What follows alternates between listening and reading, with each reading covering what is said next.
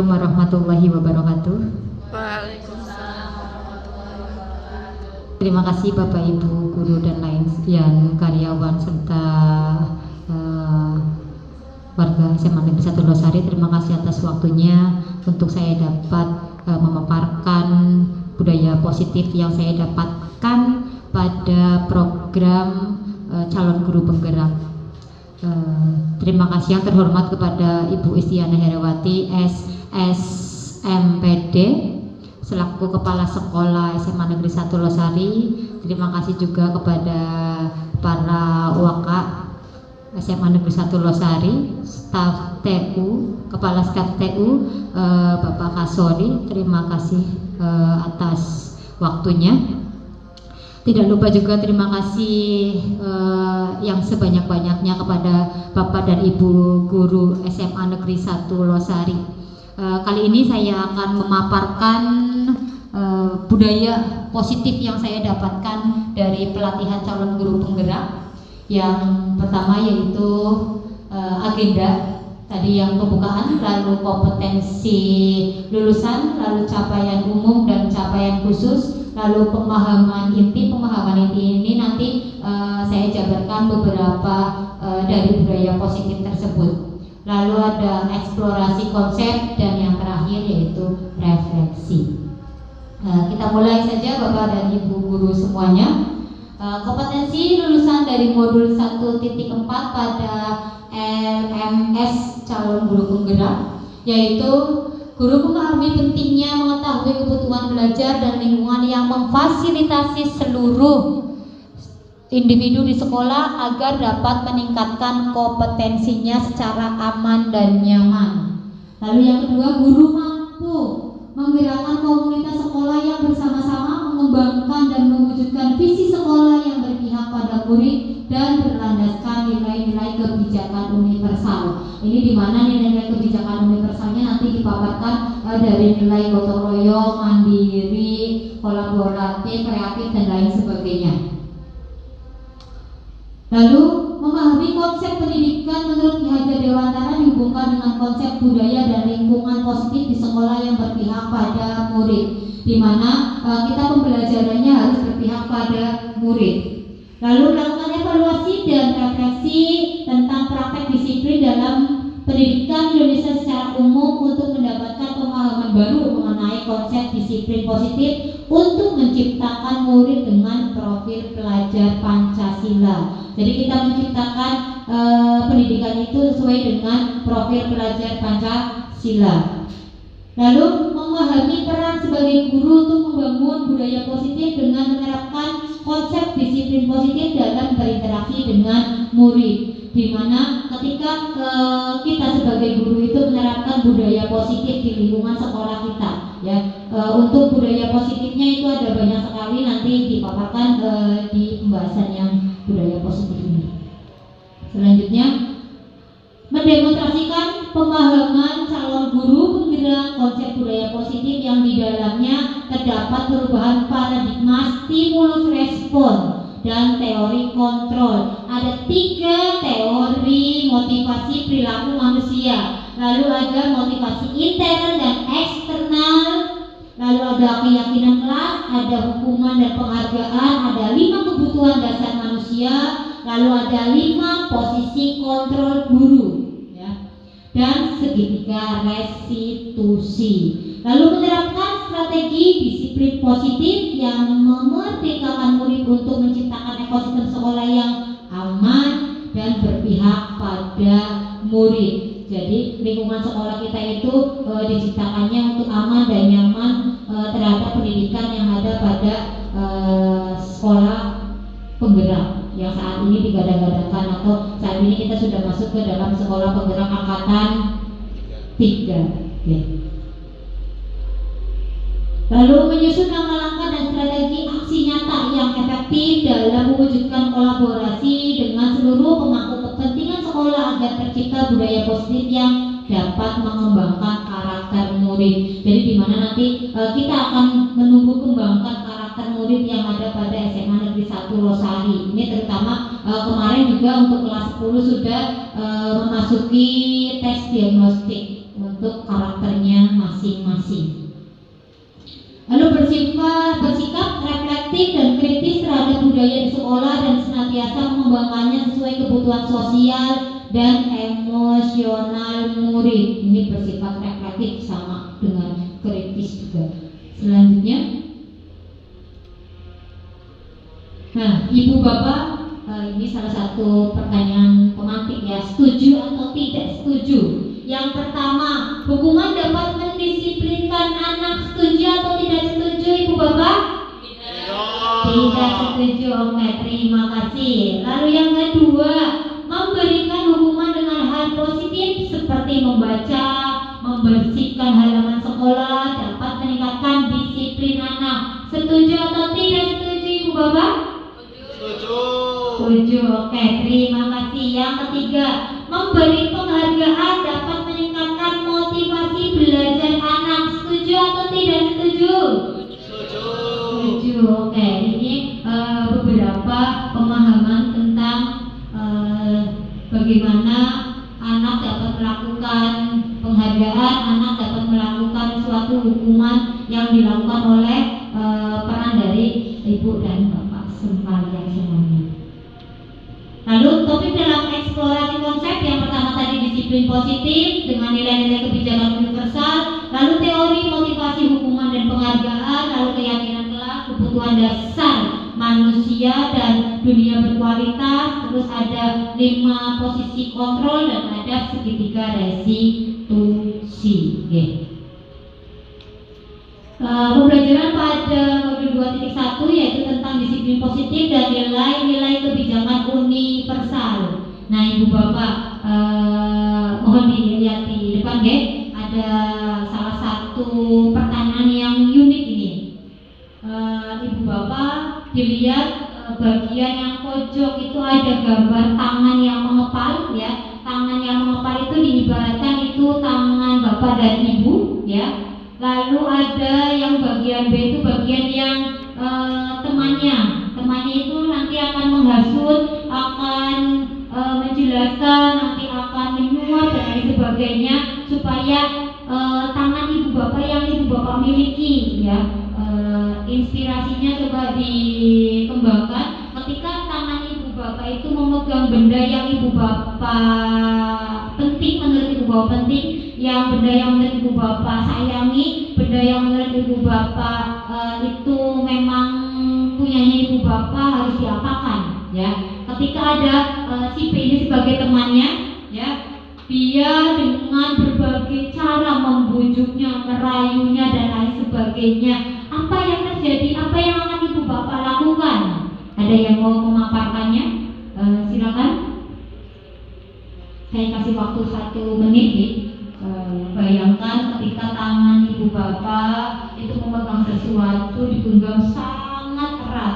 Apa yang ibu akan bapak lakukan? Apakah tetap menggenggamnya ataukah akan membukanya ketika ada teman ibu bapak yang menginginkan dengan berbagai cara merayu dan lain sebagainya untuk membuka ya kepalan tangan tersebut? Apa yang dilakukan ibu bapak?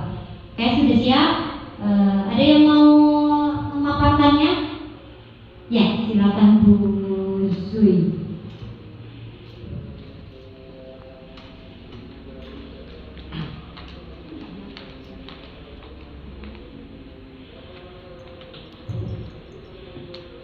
Terima kasih Bu Oti. Kalau menurut saya pribadi ya, ketika saya menggenggam sesuatu yang berharga dari saya tidak akan melepasnya sampai darah penghabisan saya. Karena menurut saya untuk yang teman kita itu kan membujuk, mengancam, menghardik. Jadi hal-hal yang sangat buruk terjadi ketika itu. Dan saya tidak akan melepaskan itu sampai terakhir tadi. Kemudian dan benda itu tidak dapat digantikan dengan apapun. Terima kasih. Ya. Tepuk tangan buat Bu Zui. Terima kasih Bu Zui. Ada lagi yang mau menambahkan? Ya, silakan Bu Dewi. Depan Bu Dewi. Ini nggak nyampe Bu Dewi.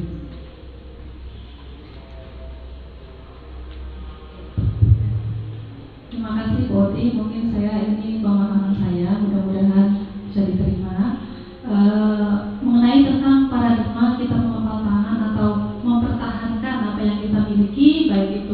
berupa barang, benda, atau prinsip ya, itu juga bisa ya. Jadi misalkan barang ini kita untuk memperoleh taruhlah misalkan HP, untuk mendapatkannya itu perlu nabung gitu ya. Kemudian juga harus nyicil misalkan gitu, itu perlu waktu, atau mungkin kita belajar juga ya, banyak hal gitu ya, sehingga apa yang kita miliki menjadi sesuatu yang berharga itu harus kita pertahankan, karena untuk memperolehnya itu perlu waktu, pengorbanan, proses yang panjang, dan juga ada hal-hal yang dikorbankan. Kemudian juga bisa berkaitan dengan prinsip, misalkan prinsip mengenai tentang kejujuran, tanggung jawab. Nah, itu kita harus pertahankan dengan kuat, manakala misalkan ada temennya ngajarin misalkan untuk nyontek gitu ya. Nah, itu bagaimana kita prinsipnya, nilai-nilai yang sudah diterapkan pendidikan dari mungkin orang tua, dari guru. Nah, bagaimana supaya tidak mudah terpengaruh, itu juga harus kita pertahankan. Itu mungkin pemahaman saya, mengepalkan tangan ya Bu ya. Mudah-mudahan bisa diterima. Terima kasih. Assalamualaikum warahmatullahi wabarakatuh. Warahmatullahi wabarakatuh. Terima kasih Ibu Dewi. Ada lagi yang mau memaparkannya dari kepalan tangan tersebut? Yuk, oke, monggo Pak. Terima kasih atas waktunya. Tadi sudah ada beberapa teman yang memberikan paradigmanya, yaitu akan mempertahankan sesuatu yang sudah digenggam. Kalau dari saya mungkin sedikit berbeda. Ketika saya sudah menggenggam sesuatu yang sudah saya miliki dan itu sudah benar-benar milik saya, tetapi ketika ada teman yang membujuk, mengancam, menghardik, merayu ataupun menyuap saya untuk melepaskan genggaman apa yang saya miliki, itu akan saya buka genggaman itu. Alasannya apa? Karena ketika ada seseorang yang membujuk saya, mengancam saya, menghardik, merayu ataupun menyuap demi apa yang saya genggam itu, barangkali teman saya itu lebih membutuhkan apa yang saya pegang itu. Nah, maka dari itu karena teman saya lebih membutuhkan daripada saya akan memberikan apa yang saya genggam itu agar bisa menjadi milik teman saya itu. Karena semua itu hanyalah titipan, saya akan ikhlas memberikan apa yang menjadi kebutuhan teman saya itu. Insya Allah akan jadi sebuah keberkahan. Amin ya rabbal alamin. Terima kasih Pak Andika. Ya, memang betul. Itu kita kembalikan ke pribadinya masing-masing ya Ibu Bapak. Apakah mau tetap menggenggamnya atau membuka kepalan tangan yang salah satunya benda atau prinsip yang tadi Ibu Dewi katakan, itu kembali lagi ke pribadinya masing-masing mau membuka atau menutupnya. Kalau dari pribadi saya akan membuka kepalan tangan saya kepada murid-murid saya. Ya. Kenapa kepada murid-murid saya?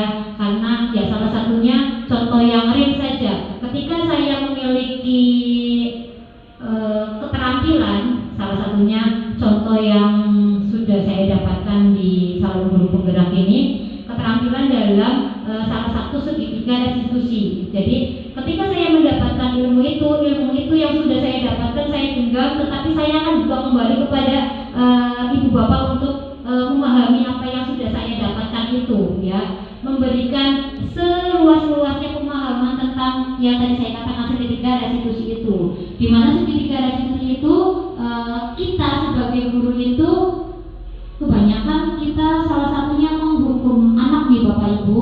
Nah, di mana ketika segitiga restitusi itu kita tidak lagi menghukum anak, ya, kita tidak lagi mengejas anak, apakah anak itu bodoh, apakah anak itu bersalah dan lain sebagainya. Tetapi kita memberikan solusi kepada anak tersebut dari masalah yang anak tersebut hadapi. Jadi ketika ada contohnya sebagai wali kelas, ketika ada anak buahnya saya yang misalnya, ibu saya ada masalah bu sama si A, kok si A itu kerjanya kan nyontek terus bu, bagaimana ini bu, sayanya kalau diminta untuk dia mencontek sayanya agak tidak mau seperti itu. Nah, solusi atau masalah yang anak-anak ungkapkan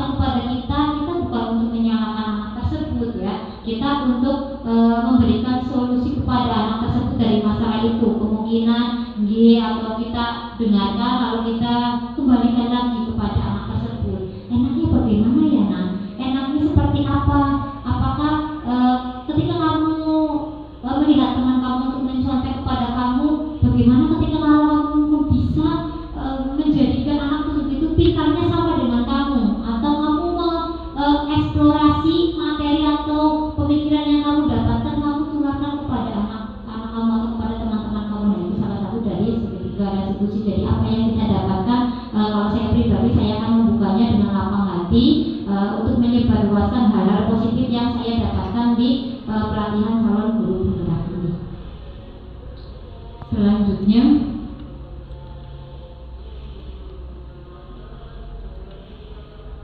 ini perubahan paradigma yang teori kontrol atau teori pilihan. Yang pertama, guru itu seharusnya mengontrol murid, ya, bukan malah memarahi murid, bukan malah mengejas murid. Lalu bahwa kritik dan membuat orang merasa bersalah dapat menguatkan karakter. Nah, ini salah satunya sebagai rasa bersalah. Jadi ketika ada guru yang melaporkan kepada kita tentang membuat orang rasa bersalah itu, kritiknya itu, nah kita akan meluruskan kepada anak tersebut bagaimana caranya seperti itu. Lalu ilusi bahwa semua penguatan positif efektif dan bermanfaat. Yang pasti ketika kita berpikir positif itu nanti akan bermanfaat bagi anak-anak didik kita di kemudian hari. Lalu bahwa orang dewasa memiliki hak untuk memaksa, ilusinya seperti itu tidak, ya. Siapapun insannya, siapapun orangnya, baik itu dewasa, baik itu anak-anak, semuanya dapat memilih sesuai dengan pilihannya masing-masing. Nah, ini perubahan paradigma stimulus respon, ya. Ini stimulus responnya, dan yang sebelah kiri saya yang warnanya kuning atau oranye itu sebagai teori kontrol. Itu untuk teori responnya. Untuk teori kontrolnya, semua perilaku memiliki tujuan. Jadi anak yang mohon maaf yang kita sebut badung, yang kita sebut tidak pernah masuk bolosan dan lain sebagainya, itu mungkin anak memiliki tujuan tertentu, ya. Salah satunya mungkin dia supaya terlihat oleh gurunya, dia memiliki masalah mungkin di dalam rumahnya atau lain sebagainya. Nah, itu salah satu ke dalam teori kontrol. Lalu orang lain bisa mengontrol saya itu untuk respon, stimulus responnya.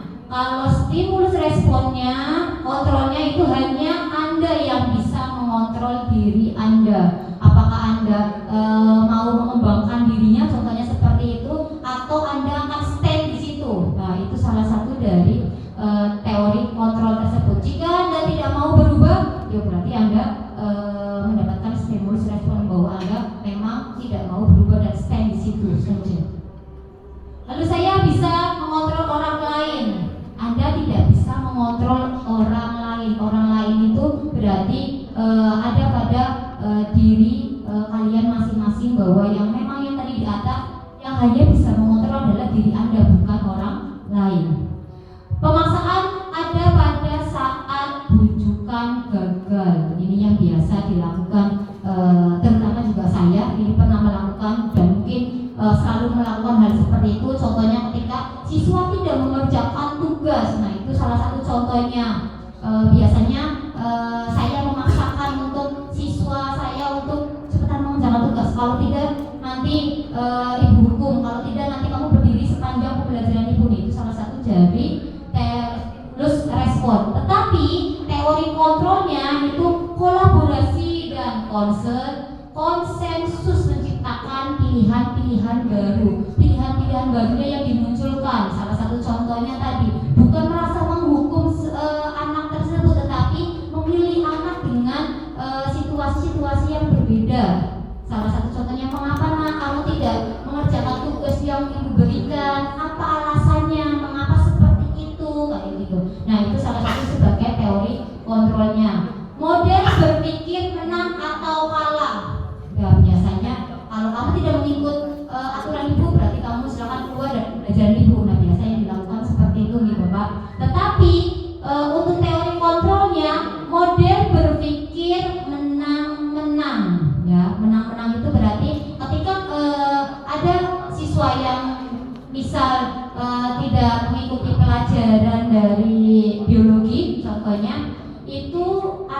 dibebaskan untuk memilih cara untuk mengerjakannya, entah itu mengunggah ke Canva, ke YouTube, ke blog dan lain sebagainya. Caranya itu dikelola oleh siswa tersebut.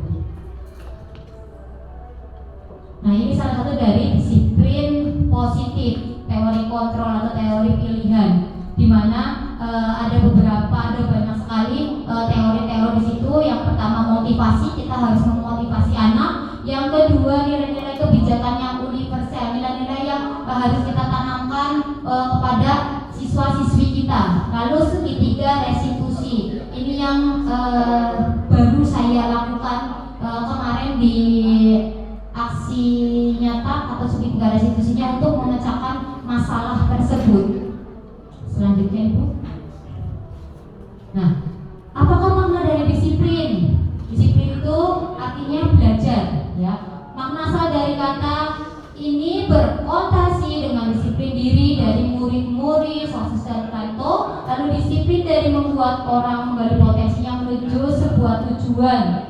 Apa yang dia hargai tujuannya itu mau kemana. Namun ada budaya kita, makna kata disiplin telah berubah menjadi sesuatu yang dilakukan seorang pada orang lain untuk mendapatkan kepatuhan, ya. Kecenderungan umum adalah hubungan kata disiplin dengan ketidaknyamanan, bukan dengan apa yang kita hargai atau pencapaian suatu tujuan mulia. Biasanya kalau kata-kata disiplin, contoh yang nyata, ketika anak masuk kelas, ya, masuk kelasnya itu kita sudah standby jam 7 di kelas, tapi ada beberapa anak yang belum masuk ke kelas. Nah, biasanya cenderung anak itu kita salah satunya menghukum anak supaya silakan kamu keluar karena kamu tidak menepati keyakinan kelas yang pernah kita lakukan, seperti itu salah satunya. Lalu nilai-nilai kebijakan universal, ini nilai-nilai kebijakan ini ada sesuai dengan ada beberapa dari profil pelajar Pancasila, yaitu mandiri, bernalar kritis, berkebinekaan global, lalu bergotong royong dan kreatif. Yang kedua yaitu teori motivasi, hukuman dan penghargaan pada restitusi.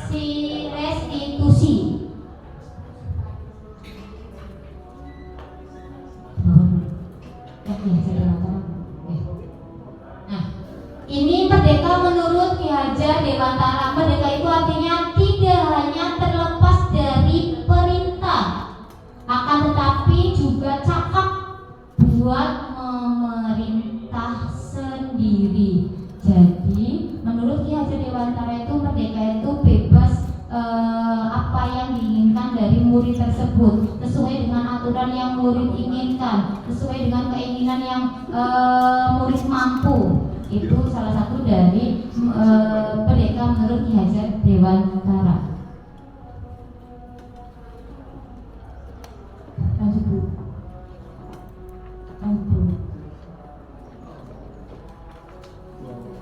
Satunya lagi Bu.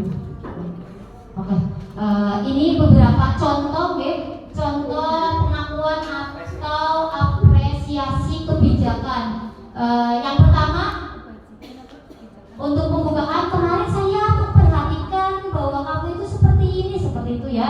Atau nilai kebijakannya itu adalah rasa empati, ya. Situasinya ada saat menolong murid baru di kelas, itu salah satunya.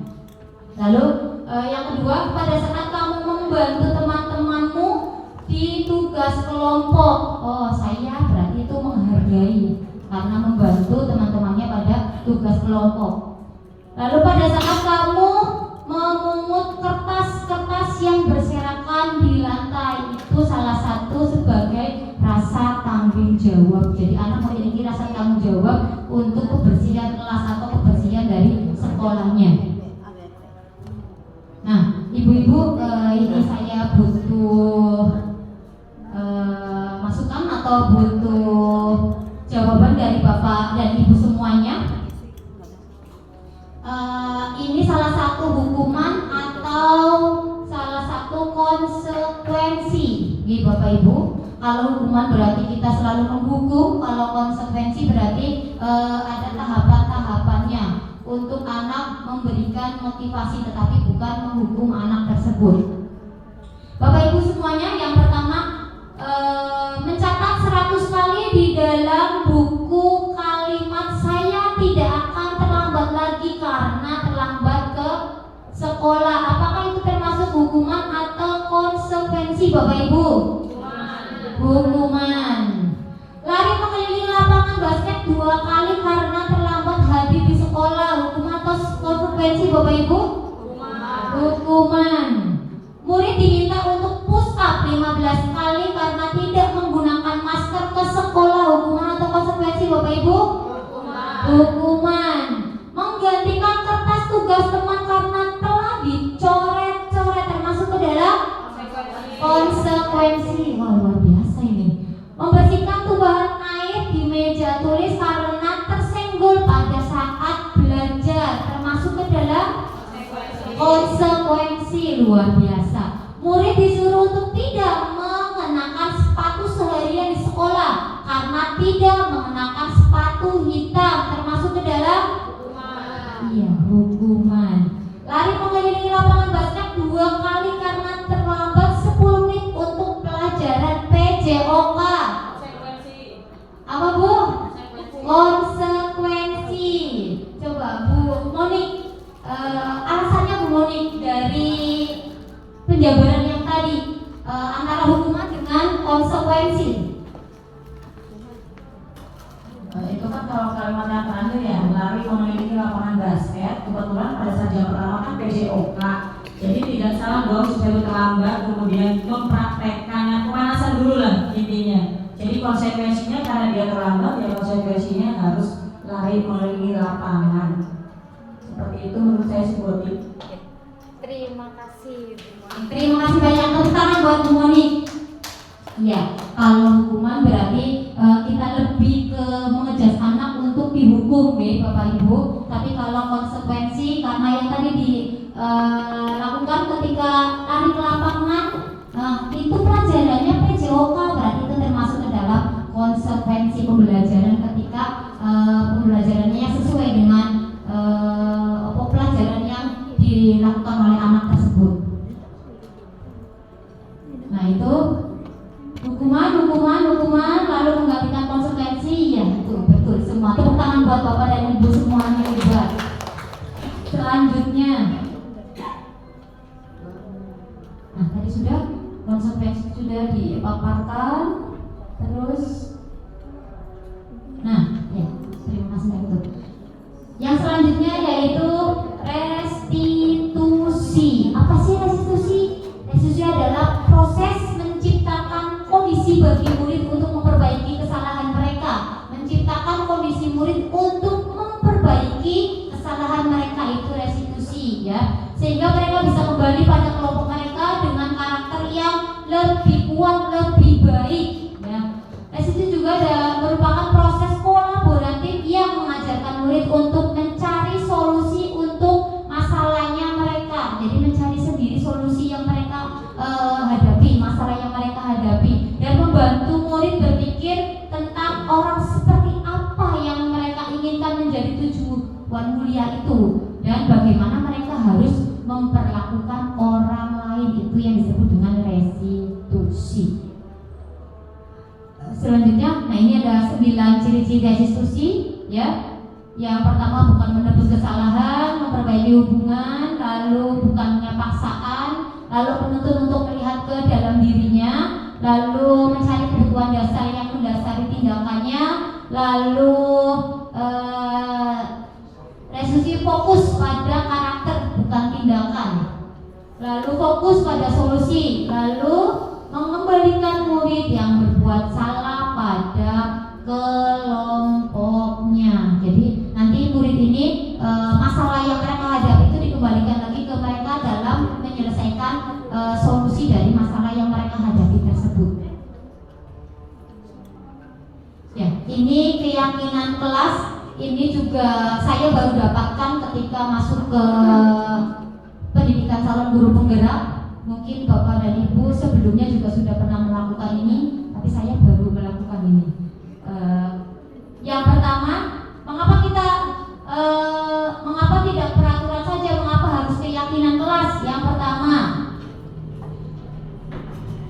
contoh real, contoh nyata yang biasa ada di lingkungan kita sendiri.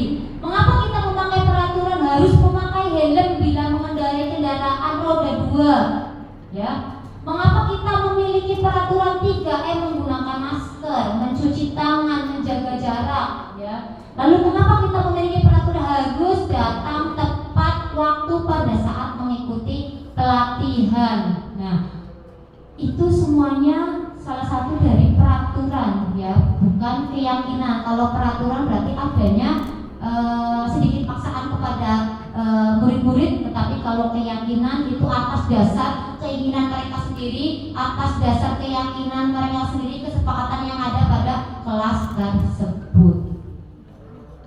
Nah, ini roda dari budaya positif, ya.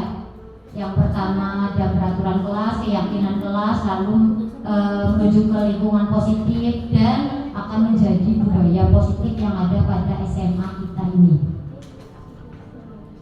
Nah, Bapak dan Ibu, saya meminta Bapak dan Ibu memilih yang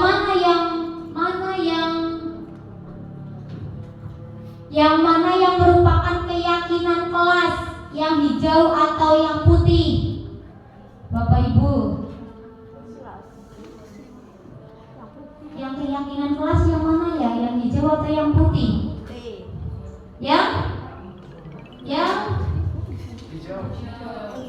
Yang keyakinan kelas adalah yang hijau putih. Yang hijau atau yang putih?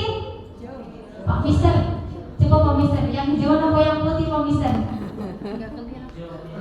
Kenapa Pak yang hijau Pak? Itu saya bacakan di Bapak. Yang hijau itu datang tepat waktu, mengucapkan salam, lalu ada menjaga kebersihan sekolah, lalu ada berdoa sebelum dan sesudah kegiatan aktif dalam pembelajaran, dan ada tertib atau tata tertib. Yang putih, kami guru dan murid yang saling menyayangi, kami murid yang semangat belajar, kami murid yang peduli dengan teman-teman, yang merupakan keyakinan kelas yang mana? Yang putih. Alasannya Pak? Ya, alasannya karena merupakan keyakinan masing-masing individu bahwa bisa dilaksanakan. Terima kasih, tepuk tangan buat Pak Gunur. Oke, itu salah satu dari keyakinan kelas, betul yang putih. Itu salah satunya dari kesepakatan murid-murid semuanya, tanpa adanya paksaan, tanpa adanya keharusan, tanpa adanya kewajiban untuk menaati semuanya. Tetapi ini adalah kesepakatan bersama untuk menuju kelasnya menjadi lebih baik, seperti itu.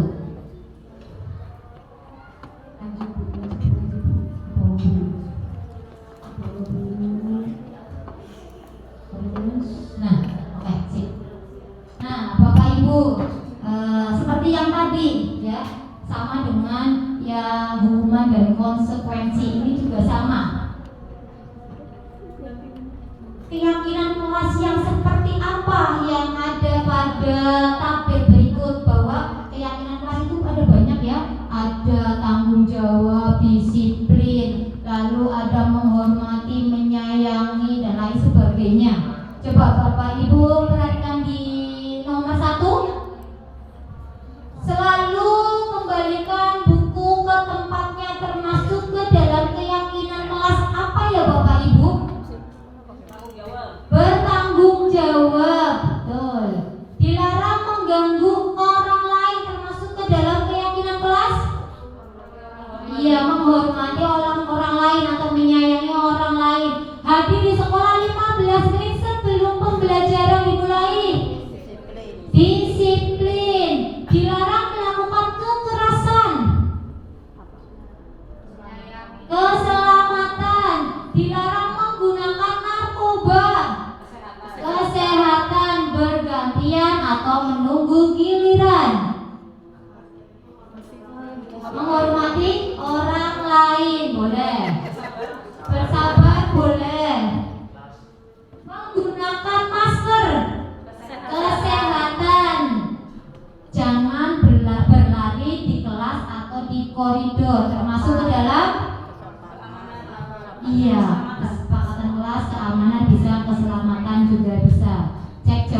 kedua nih, tanggung jawab, menghormati orang lain, keselamatan ya. Tepuk tangan buat kita semua.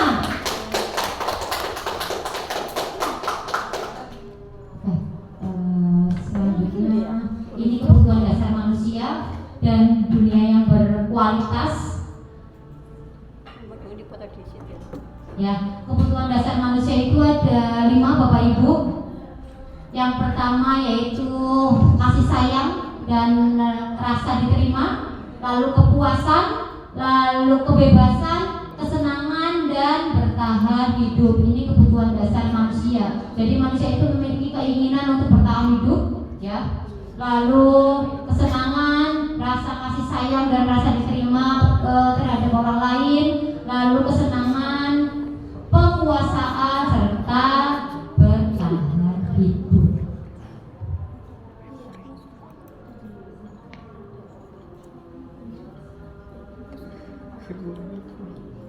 Lagi. 5 posisi kontrol. Ini 5 posisi kontrol yang saya dapatkan di program guru calon guru penggerak. Bisung gitu.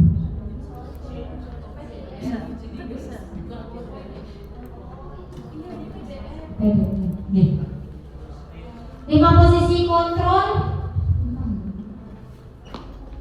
Yang pertama yaitu sebagai penghukum, yang tadi sudah ibu bapak praktekkan, ya. Lalu pembuat orang merasa bersalah, lalu sebagai teman, lalu sebagai pemantau dan sebagai manajer. Bapak ibu yang biasa bapak ibu lakukan di sekolah itu mana ya dari kelima kontrol tersebut? Apakah sebagai penghukum, pembuat murid kita merasa bersalah? Apakah sesama murid menjadi teman atau menjadi pemantau atau sebagai manajer? Yang sering ibu bapak lakukan yang poin berapa? Penghukum. Kenapa penghukum? Coba Bu Moni jelaskan Bu Moni.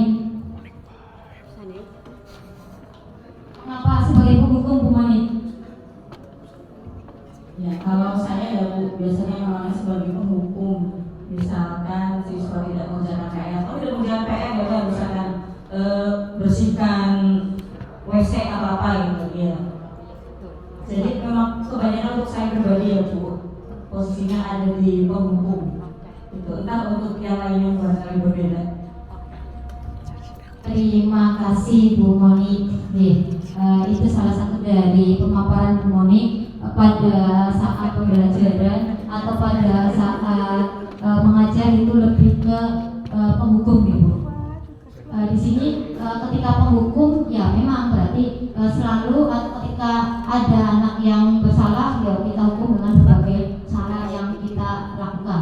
Lalu membuat orang merasa bersalah ini biasanya contohnya anak-anak jangan berisik ya di kelas, diam. Nanti kalau kalian berisik ibu dimarahin oleh kepala sekolah. Nah itu salah satu sebagai membuat orang merasa bersalah. Atau sebagai teman, berarti kita saling sharing ya antara guru dengan muridnya. Atau sebagai pemantau, hanya memantau saja. Contohnya ketika ada bapak dan ibu piket di depan, itu ada anak yang mungkin sepatunya berbeda dengan yang lainnya, lalu memberi arahan kepada anak tersebut, besok tidak boleh memakai sepatu ini lagi ya, sepatunya tolong diganti dengan sepatu yang sesuai dengan ketentuan dari sekolah tersebut. Itu salah satu sebagai pemantau. Lalu kalau manajer itu kita mengarahkan ke murid tersebut, kesalahan apa yang murid lakukan kita pantau, kita lakukan sharing bersama, lalu murid itu akan menemukan sendiri masalah dari solusi yang murid tersebut lakukan. Jadi masalahnya dari murid tersebut kita hanya mengarahkan, lalu murid tersebut juga dapat melakukan solusi dari masalah yang dihadapi murid tersebut. Nah, Bapak Ibu, ini beberapa pernyataan ya. Pernyataannya di sebelahnya, siapa yang mengatakan saya kecewa sekali dengan kamu, coba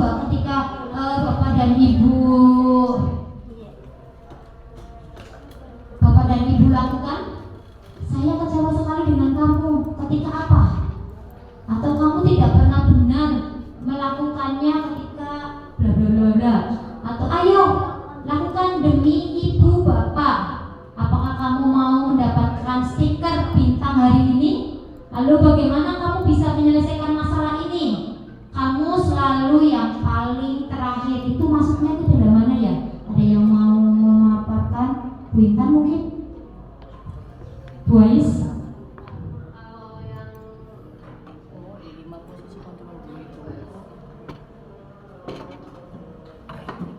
Kalau untuk yang saya kecewa sekali dengan kamu itu mungkin yang mengatakan adalah yang membuat orang merasa bersalah ya. Nih. Kemudian kamu tidak pernah benar melakukannya, berarti penghukum. Ya.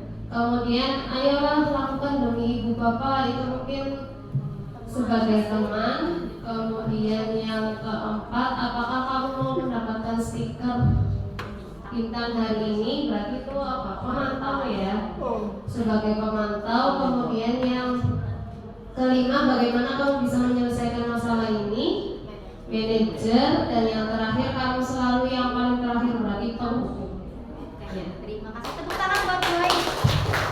Terima kasih Bu Ais. Coba Bu Ani, jawabannya apa Bu Ani? Nah ya, nah itu salah satu dari jawaban yang tadi Bu Ais katakan betul ya. Saya kecewa sekali, berarti merasa membuat orang bersalah. Lalu kamu tidak pernah benar melakukannya, itu penghukum. Nah, ayo lakukan demi ibu, itu sebagai teman. Kalau siapa yang mau dapat stiker bintang supaya nilainya menambah, itu sebagai pemantau. Lalu bagaimana kamu bisa menyelesaikan masalah ini sebagai manajer? Kamu selalu paling terakhir, dan itu sebagai penghukum. Oke. Terima kasih Mas Safa sudah datang ke sini atas undangan itu, untuk Mas Safa hadir di sini. Terima kasih juga, mohon maaf Ibu sudah mengganggu aktivitas Mas Safa. Ibu dapat kabar dari beberapa teman-teman Mas Safa, itu dari satu kelas Mas Safa, sekolah kelas, dan juga kabar dari ibu materi yang mengajar di sini. Mas Safa ini sering membuang sampah sembarangan. Kenapa Mas? Karena males membuang pada tempatnya, dan bukan hanya saya saja yang membuang sampah sembarangan. Siswa lain juga banyak yang membuang sampah sembarangan. Jadi alasan Mas Safa yaitu malas, dan banyak siswa lain juga yang memang membuang sampahnya sembarangan. Alhasil berarti Mas Safa mengikuti jejak teman-temannya Mas Safa. Nah, kalau sudah seperti itu, coba Mas Safa berpikir, apakah yang dilakukan Mas Safa itu sudah betul atau tidak? Tidak, Bu. Tidak, mengapa Mas? Karena tidak baik untuk kesehatan. Karena tidak baik untuk kesehatan. Berarti sampah itu memang faktornya tidak baik untuk kesehatan ketika membuangnya sembarangan, seperti itu ya Mas ya. Nah, kalau Mas Safa sudah tahu alasannya, apa yang akan Mas Safa lakukan di kemudian hari? Saya tidak akan membuang sampah sembarangan lagi, karena bisa mengakibatkan kesehatan penyakit.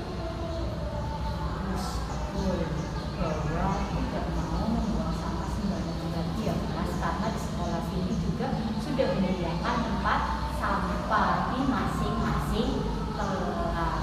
Jadi membuang sampah pada tempatnya, sehingga yang tadi betul yang tadi Mas Safa sebutkan, tidak menimbulkan berbagai macam penyakit. Nah, kalau Mas Safa sudah tahu apa yang harus Mas Safa lakukan, dan positif apa yang dapat Mas Safa ambil ketika tidak mau membuang sampah sembarangan, bahwa sampah itu memang banyak mengandung penyakit di tempat-tempat sampah tersebut. Apa yang mau dilakukan Mas Safa? Dan sebaiknya kurangi membuang sampah sembarangan. Mengurangi membuang sampah sembarangan. Terus informasikan ke teman-teman lain. Iya, Bu. Saya akan menginformasikan ke teman lain bahwa membuang sampah sembarangan itu bisa mengakibatkan penyakit. Iya, betul. Terima kasih. Bahwa membuang sampah sembarangan itu dapat menimbulkan berbagai macam penyakit ya Mas. Nah, ini adalah salah satu dari masalahnya Mas Safa. Jadi masalahnya Mas Safa itu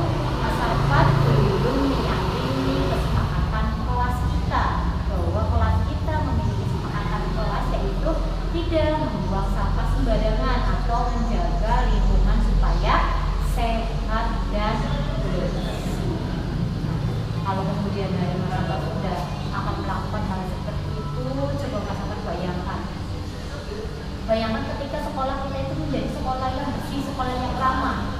Bagaimana pembelajarannya, Mas? Nyaman Bu, Nyaman, dipandangnya enak Bu. dipandangnya enak.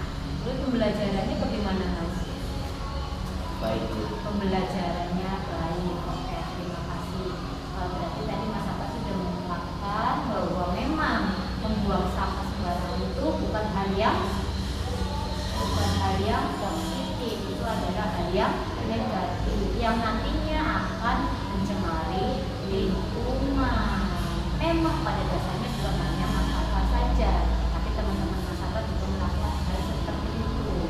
Tapi jika satu orang melakukan hal positif, insya Allah teman-teman Mas Abbas yang lainnya juga akan mengikuti cara atau hal positif yang Mas Abbas lakukan, sehingga sekolah kita menjadi sekolah yang bersih, sekolah yang ramah lingkungan. Terima kasih atas penjelasannya. Berarti nanti ketika esok hari lain waktu, ketika ada beberapa siswa yang memang membuang sampah sembarangan, diminta pada Mas Abbas untuk konfirmasikan bahwa buang sampah sembarangan adalah salah satu hal yang tidak baik. Bahkan tadi yang Mas Abbas sebutkan dapat menimbulkan banyak supaya misalkan jangan lupa semua hal positifnya silakan dilakukan dengan terima kasih. Silakan ke kelasnya lagi ya. Ini segitiga restitusi. Lanjut ke proses. Nah ya sudah. Nah segitiga restitusi itu ada beberapa ya. Langkahnya yang pertama menstabilkan identitas, lalu validasi kebutuhan dan menanyakan keyakinan itu dari segitiga restitusi tersebut. Selanjutnya Bu. Nah, ini salah satu dari validasi kebutuhannya ya. Guru berkata kamu bisa saja akan melakukan hal yang paling buruk, tetapi kamu tidak melakukannya kan? Kamu pasti punya alasan mengapa melakukannya. Apa yang penting bagi kamu? Itu salah satu dalam validitas kebutuhan. Selanjutnya Bu. Kalau untuk menanyakan keyakinan, nah ini Ibu Bapak bisa mengatakan apa nilai yang kita percaya di kelas atau di sekolah kita. Dan nilai-nilai apa saja yang telah kita sepakati, apakah mandiri, apa gotong royong dan lain sebagainya. Nah, kelas yang ideal itu seperti apa? Apakah kelasnya bersih, apakah kelasnya murid-muridnya berprestasi dan lain sebagainya. Apa yang kamu rasakan ketika kamu melakukan itu? Bagaimana rasanya ketika kamu melakukannya? Apakah senang atau bagaimana? Nah, itu salah satu dalam menanyakan keyakinan. Nah, ini intervensi yang 30 detik ini Ibu Bapak bisa baca sendiri. Lalu ke refleksi langsung masuk. Refleksi. Oke, dibuka. Ya, ini refleksinya Ibu Bapak. Mohon maaf, ada beberapa pertanyaan untuk refleksi pembelajaran yang saya tadi paparkan. Yang pertama, hal baru apa yang mau paradigma saya, yang saya dapatkan sekarang atau yang baru saya dapatkan sekarang itu apa dari yang saya paparkan? Apakah baru mengenal ini atau saya sudah pernah mengenal ini tapi belum mengimplementasikan atau bagaimana?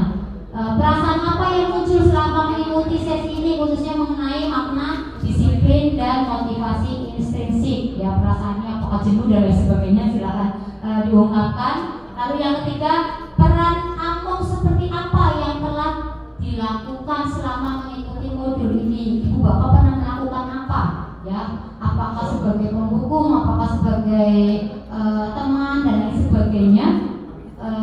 Yang keempat, saya akan menjadi Among yang seperti apakah setelah mengikuti modul ini sebagai apa? Ya, manajer kah ataukah pemantau kah dan lain sebagainya. Ada satu atau dua Ibu Bapak yang mau merefleksikannya untuk lebih memahamkan saya dari budaya positif. Bu Dewi, nih, monggo Bu Dewi. Lanjut. Baik,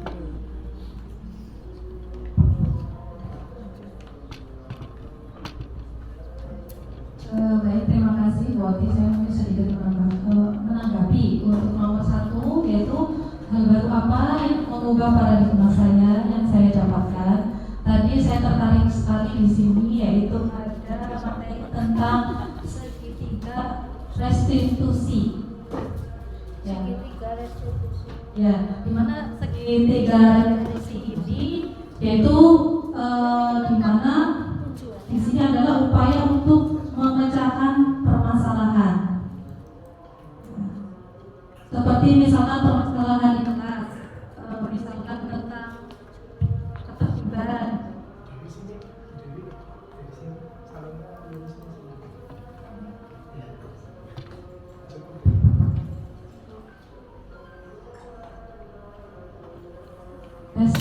Ya, nomor 1 saya ulangi lagi ya. Hal baru yang saya dapatkan dari pembelajaran pada hari ini yang telah disampaikan oleh Ibu Otiana, yaitu tentang segitiga restitusi, di mana segitiga restitusi ini yaitu menggambarkan bagaimana upaya kita memecahkan permasalahan, yaitu baik di kelas gitu ya, kita buat aturan tata tertib kelas atau kedisiplinan ya. Kemudian juga ini bisa kolaborasi, masalah ini bisa diselesaikan oleh antar teman di kelas. Dan kemudian setelah itu juga bisa mengubah paradigma kita yang tadinya kurang baik mungkin, atau yang tadinya karakternya anak itu kurang baik menjadi lebih baik lagi. Mungkin itu pemahaman saya, Bu. Mohon koreksinya. Terima kasih.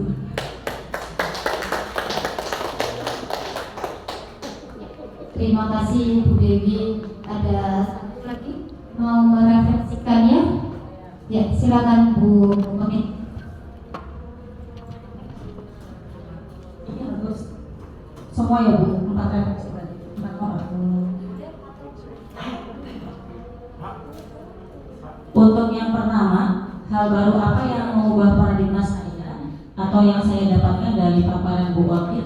Tadi saya mendapatkan ilmu baru, yaitu tentang adanya 5 posisi kontrol, ya. Dari mulai yang penghukum, kemudian pembuat merasa bersalah, posisi teman, pemantau, dan manajer. Dan ternyata selama ini saya ada di posisi penghukum.